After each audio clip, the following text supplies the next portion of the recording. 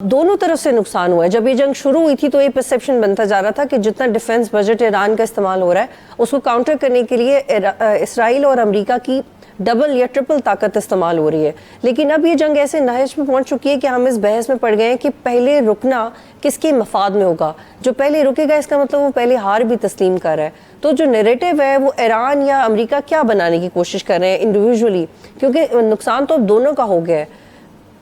کون چاہے گا ان دونوں میں سے کہ پہلے جنگ ختم ہو, irrespective of the emotion and religious angle of Iran؟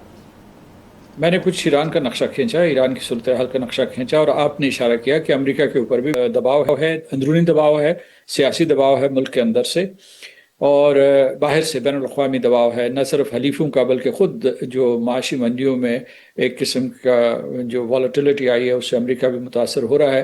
لیکن ان کے حلیف جو ہیں جنوب مشرقی ایشیا کے حلیف متاثر ہو رہے ہیں. مغربی یورپ جو ہے اس سے متاثر ہو رہا ہے.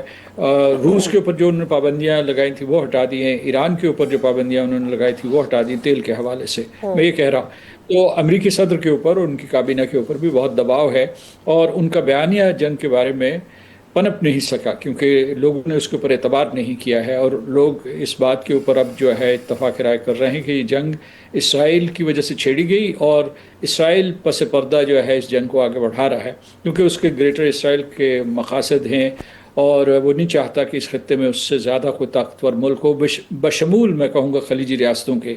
اس میں سعودی عرب جو ہے ایک بہت بڑی طاقت کے طور پر ابھر رہا ہے, اور ایران کو تو انہوں نے قسم کھائی تھی کہ اس کو تباہ برباد کرنا ہے. تو اس لیے امریکہ کے اوپر بھی دباؤ ہے, اور یہ دباؤ جو ہے خلیجی ریاستوں کی طرف سے بھی ہے, یعنی جس میں بین الاقوامی دباؤ کا ذکر کر رہا تھا. اب آپ کا سوال یہ ہے کہ وہ کون سا نقطہ اتفاق ہوگا جس کے اوپر فریقین آمادہ ہو جائیں گے اور جنگ بند کرنے کے لیے جو ہے وہ ہاں کر دیں گے. اس میں یہ بڑا مشکل ہے. جو سب سے پہلے تو پاکستان کا کردار دیکھیے. پاکستان کے 2-3 کردار ہیں. پہلا کردار یہ ہے کہ جو ان کے درمیان رابطہ بالکل معطل تھا اس کو بحال کیا ہے, اور ٹھیک ہے پاکستان جو انٹرمیڈیٹ کے طور پر کام کر رہا ہے لیکن پیغام رسانی کر رہا ہے اور اعتماد سازی بھی کر رہا ہے. خود آپ نے کہا کہ ان کا اعتماد مکمل طور پر تباہ ہو چکا تھا پچھلے سال جون میں, اور اس مرتبہ جو ہے فروری میں اس کے بعد تباہ ہو چکا ہے.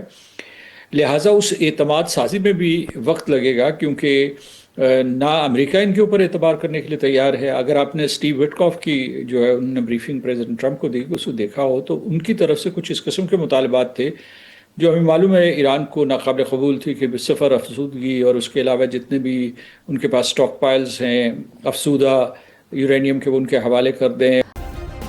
سبسکرائب کریں اور بیل دبائیں تاکہ کوئی خبر رہ نہ جائے.